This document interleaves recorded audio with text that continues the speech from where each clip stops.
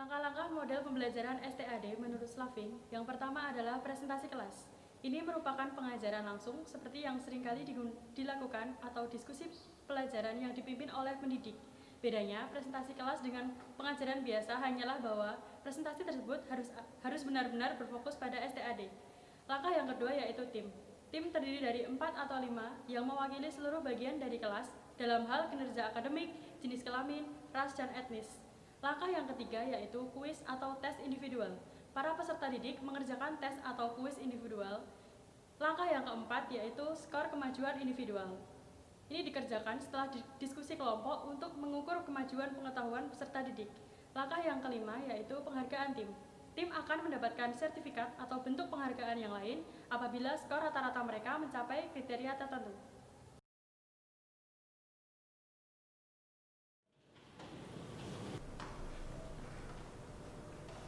Assalamualaikum warahmatullahi wabarakatuh.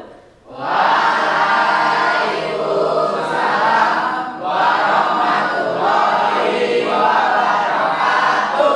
Selamat pagi anak-anak. Pagi, Bu. Bagaimana kabarnya? Baik, Bu. Alhamdulillah. Mulai pelajaran pada pagi hari ini, marilah kita berdoa terlebih dahulu. Berdoanya sama menggunakan nyanyian. Masih ingat kan anak-anak? Masih, Bu. Oke, dimulai ya. 1, 2, 3. Selamat pagi, Bu. Selamat pagi semua. Duduk yang rapi, kita siap berdoa.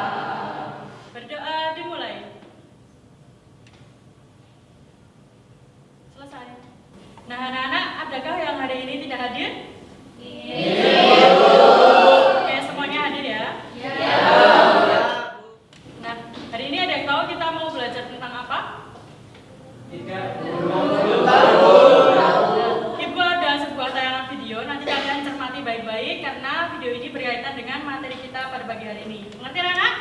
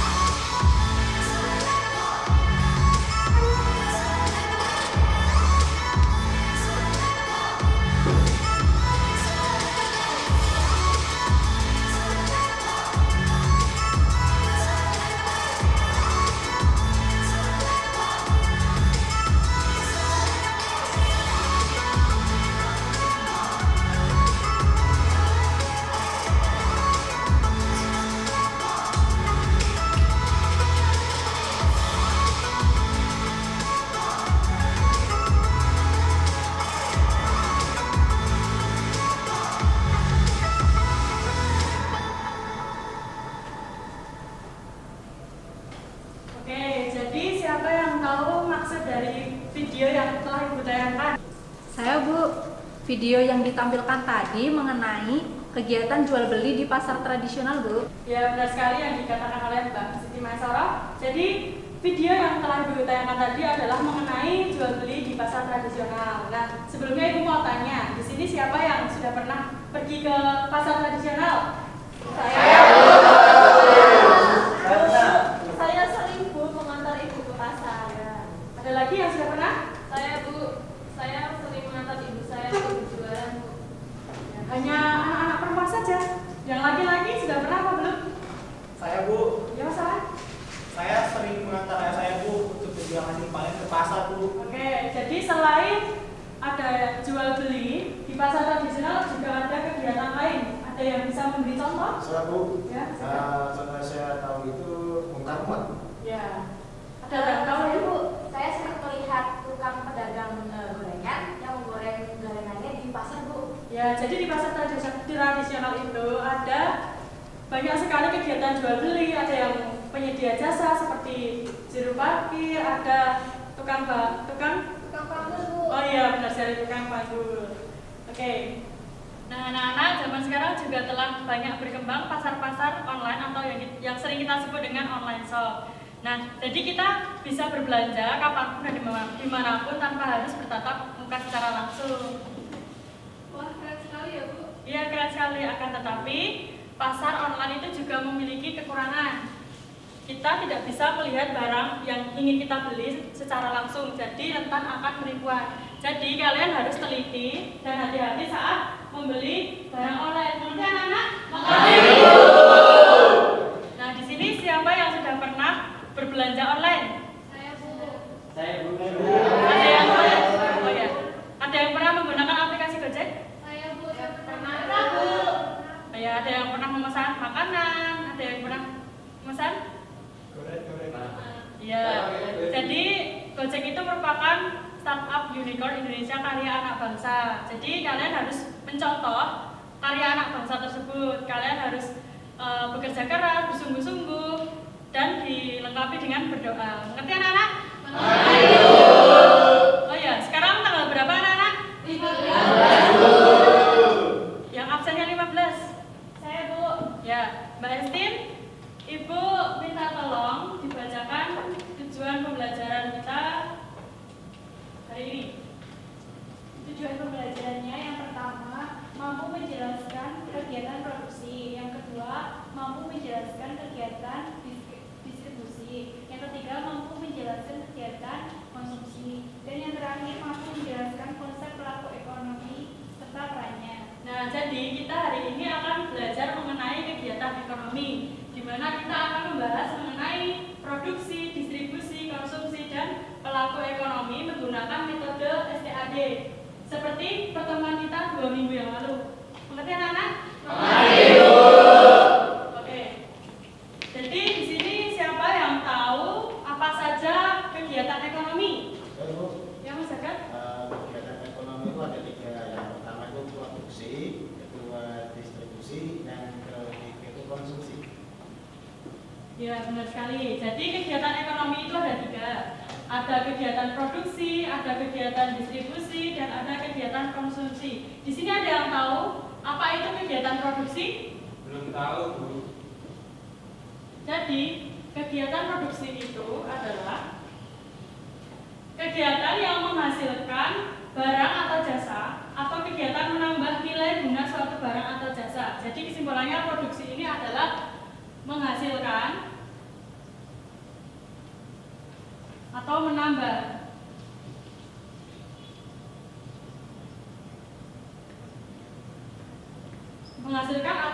nilai guna. Oke. Nah, anak-anak ada yang bisa memberi contoh kegiatan produksi itu apa aja? Ada yang bisa memberi contoh? Jadi kegiatan produksi itu contohnya ada petani, ada pabrik-pabrik, ada pengrajin batik, pengrajin batik, dan lain sebagainya. Oke, selanjutnya kita memasuki kegiatan distribusi. Jadi kegiatan distribusi itu adalah kegiatan untuk menyalurkan barang atau jasa dari produsen ke konsumen. Jadi intinya kegiatan penyaluran. Orang yang menjalankan kegiatan distribusi namanya distributor. Ada yang bisa memberi contoh kegiatan distribusi itu apa saja? Ada yang bisa menjelaskan mengapa gambar-gambar ini merupakan contoh dari kegiatan distribusi? Ya, contohnya adalah pedagang kelontong, ada penjual buah, ada penyalur gas. Ya, jadi mereka ini penyalur-penyalur barang dari produsen ke konsumen. Oke, pintar sekali anak-anak. Selanjutnya kegiatan konsumsi. Orang yang melakukan kegiatan konsumsi namanya konsumen. Jadi kegiatan konsumsi itu adalah kegiatan memakai, menggunakan, atau menghabiskan kegunaan setiap barang baik secara langsung maupun berangsur-angsur. Oke, ada yang bisa menjelaskan gambar ini masuk ke dalam contoh kegiatan konsumsi? Baju. Ya,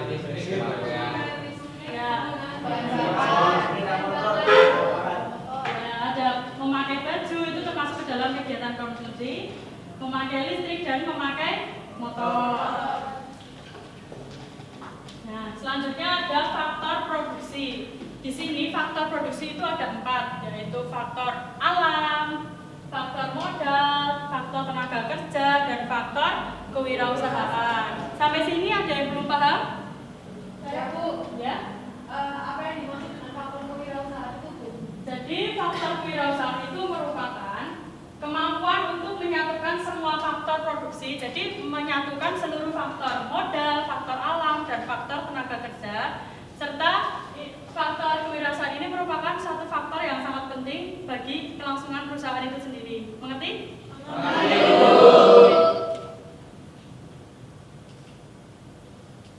Nah, di sini ada yang bisa menjelaskan cara-cara distribusi? Saya Bu. Ya, Mbaknya. Yang pertama distribusi langsung, yaitu distribusi tanpa melalui perantara sehingga penyaluran langsung dari produsen ke konsumen. Yang kedua yaitu distribusi semi langsung, di mana distribusi dari produsen ke konsumen melalui pedagang perantara yang merupakan bagian dari produsen. Yang ketiga yaitu distribusi tidak langsung, yaitu distribusi dari produsen ke konsumen melalui agen, pedagang kecil yang bertindak sebagai perantara. Itu Bu. Ya, benar sekali yang dijelaskan oleh Mbak Mia.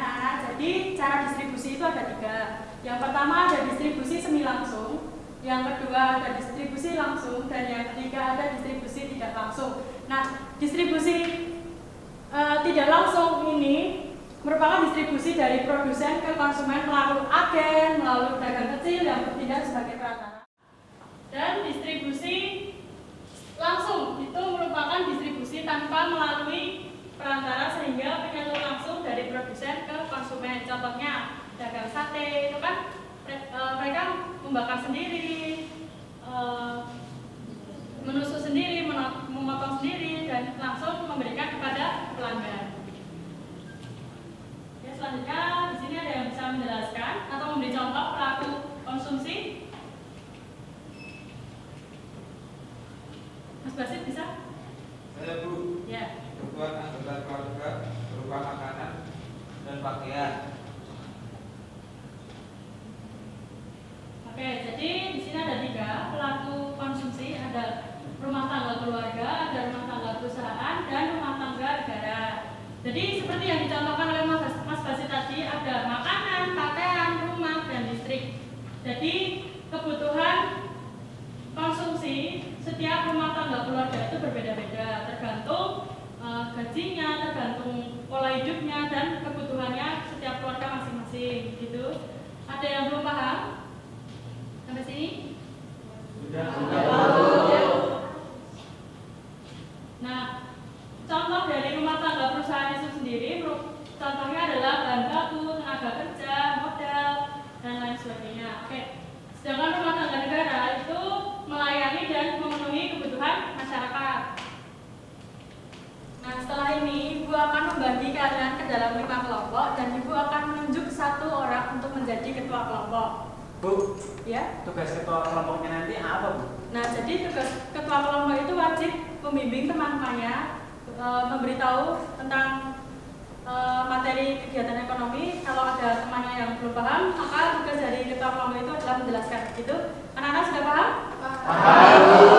Oke, dalam 10 detik Ibu mau kalian berkumpul menjadi 1.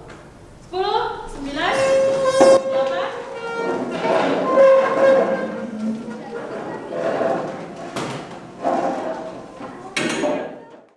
Nah, anak-anak apakah sudah berkumpul dengan kelompoknya masing-masing? Sudah. Oke, jadi ketua kelompoknya adalah nama yang paling atas. Nah, itu ketua kelompoknya sekarang mengambil name tag yang telah Ibu sediakan serta lembar kerja yang telah Ibu sediakan. Nanti setiap kelompok wajib mendiskusikan pertanyaan-pertanyaan yang ada di lembar kerja yang Ibu sediakan. Mengerti? Mengerti, Bu. Oke, ketua kelasnya untuk maju.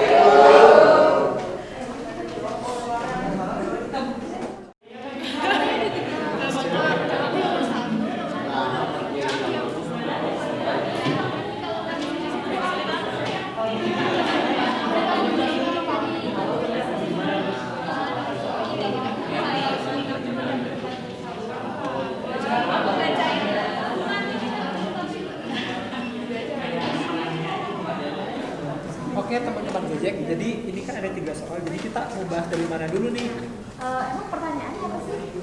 Yang pertama itu, jelaskan pengertian dari produksi, distribusi, dan konsumsi. Pertanyaan nomor 2, sebutkan contoh saluran distribusi yang ada di sekitar tempat tinggalmu.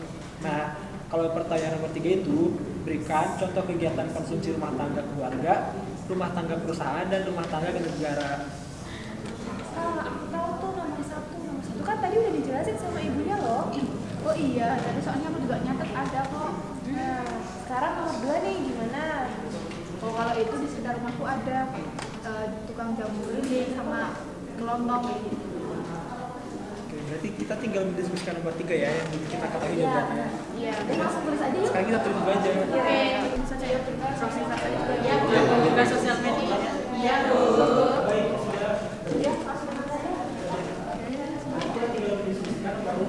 Teman-teman, aku nomor 3 udah nemu jawaban nih yang soalnya berikan contoh kegiatan konsumsi rumah tangga, keluarga, terus dan rumah tangga negara. Yang pertama yang rumah tangga konsumsi rumah tangga itu ada listrik, terus pakaian dan bensin. Terus rumah tangga perusahaan itu ada gaji karyawan. Dan terakhir rumah tangga negara itu ada anggaran gaji negara. Oh bisa ya, Des. Aku sih setuju. Aku tulis dulu ya. Kamu tulis aja. Iya, aku juga setuju. Ini di buku paket halaman 155 ada materi tentang kegiatan konsumsi. Oh ya teman-teman, ini soal nomor 2 gimana ya? Emang pertanyaannya apa gitu? Sebutkan lembaga distribusi yang ada di sekitar tempat tinggal. Walah, kalau itu gampang Ki. Kalau di sekitar tempat tinggalku itu ada pedagang kecil-kecilan seperti toko kelontong, minimarket, sama agen gas. Sip, aku tulis dulu ya jawabannya. Oh iya. Tulis aja. Tinggal yang nomor 1 nih. Jawab bareng aja gimana? Iya, jawab bareng-bareng aja ya. Yang nomor 1 didiskusikan bareng-bareng. Udah, ayo dikerjakan ya. Mana anak-anak ada kesulitan? Ini kurang nomor 1 Bu. Jadi kita diskusi nomor 5 menit lagi ya? Ya.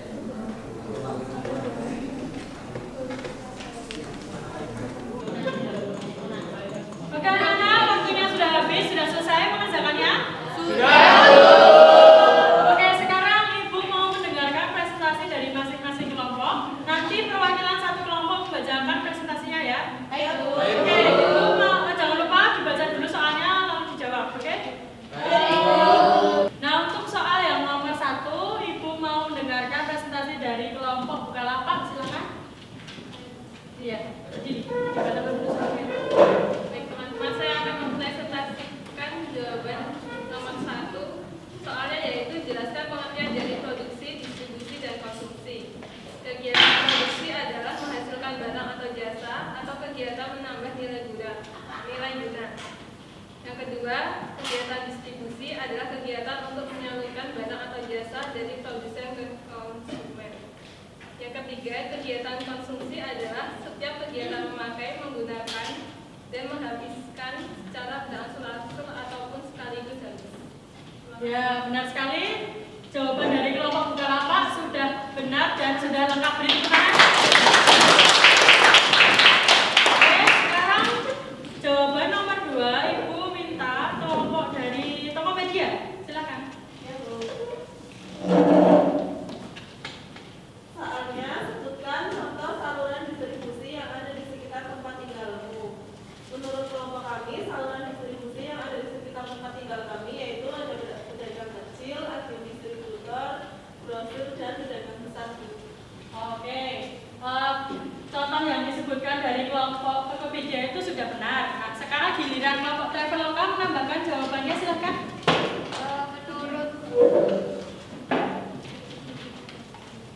Menurut jawaban dari kelompok kami, kelompok Tokopedia itu sudah tepat Bu. Kami hanya ingin menambahkan bahwa contoh dari kelompok tersebut itu ada saluran distribusi pedagang sate yang agen gas dan maklar Bu. Oke, tambahannya sangat lengkap sekali. Beri tepuk tangan buat dua kelompok yang sudah jawab. Oke, untuk pertanyaan nomor 3, Ibu minta kelompok OVO untuk menjawab.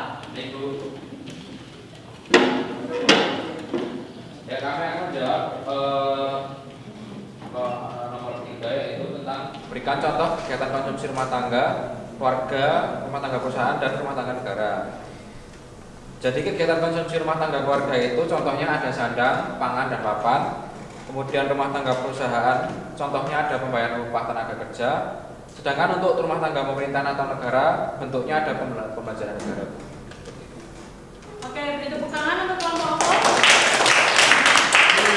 Jawabannya sudah tepat dan benar.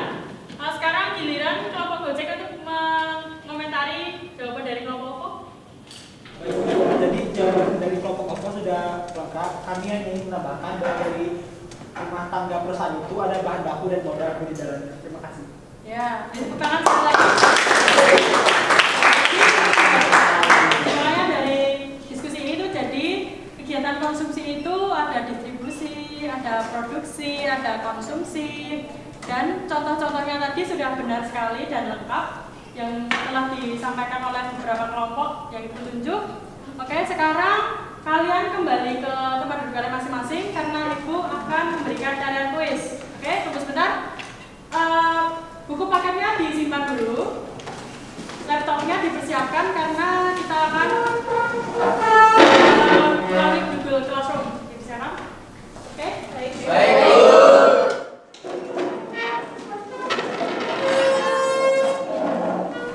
Oke, anak-anak, sekarang kalian masuk ke Google Classroom. Di situ kalian mengisi kuis yang telah Ibu sediakan. Ibu beri waktu selama 20 menit cukup? Cukup. Semuanya sudah masuk ya? Sudah. Ada yang error? Laptopnya? Oke, semuanya siap?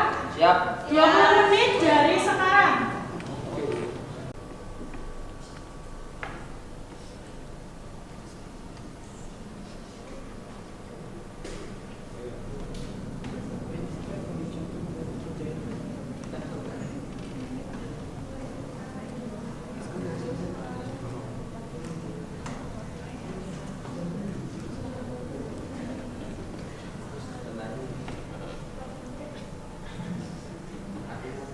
Udah selesai. Sudah selesai belum anak-anak? Sudah. Semuanya ada yang belum selesai? Sudah. Oke, kalau sudah, kita akan melihat hasilnya sekarang juga karena Ibu sudah merekap nilai kalian. Ya, sudah siap? Siap.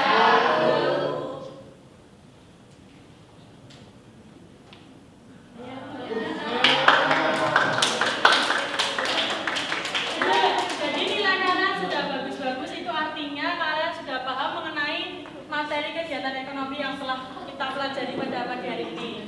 Oke? Nah, sekarang Ibu mau memberikan hadiah untuk kelompok terkompak. Kira-kira siapa yang akan menjadi kelompok terkompak?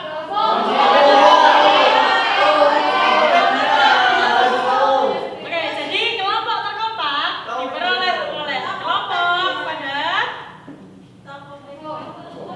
Traveloka. Sekarang salah satu perwakilan dari Traveloka maju. Ibu ada hadiah untuk kelompok terkompak.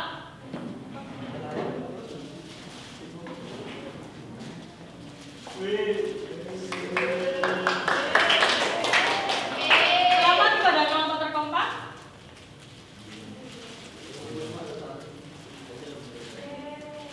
Sekali lagi beri tepuk tangan. Nanti dibagikan kepada teman-teman semua. Silakan Kak duduk kembali.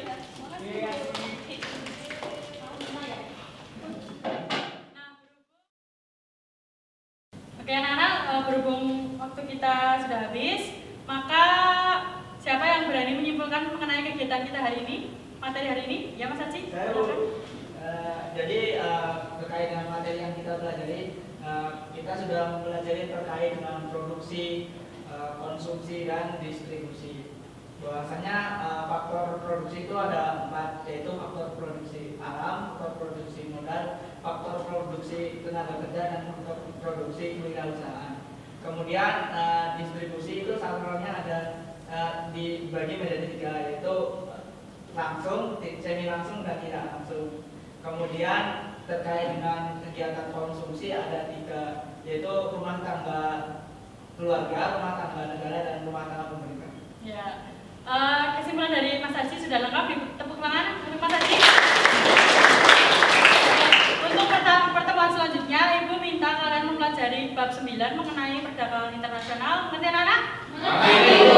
Oke, Ibu akhiri pembelajaran kita pada pagi hari ini. Marilah kita berdoa terlebih dahulu. Berdoa mulai.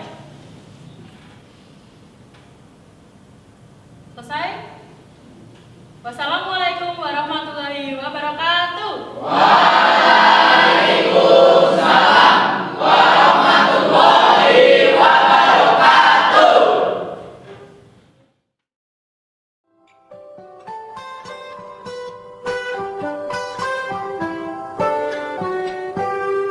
Pagiku cerahku, matahari bersinar, ku gendong tas merahku di pundak. Selamat pagi semua, ku nantikan dirimu di depan kelasmu, menantikan kami. Guruku tersayang, guru tercinta, tanpamu apa jadinya aku? Tak bisa baca tulis, mengerti banyak hal. Guruku, terima kasihku.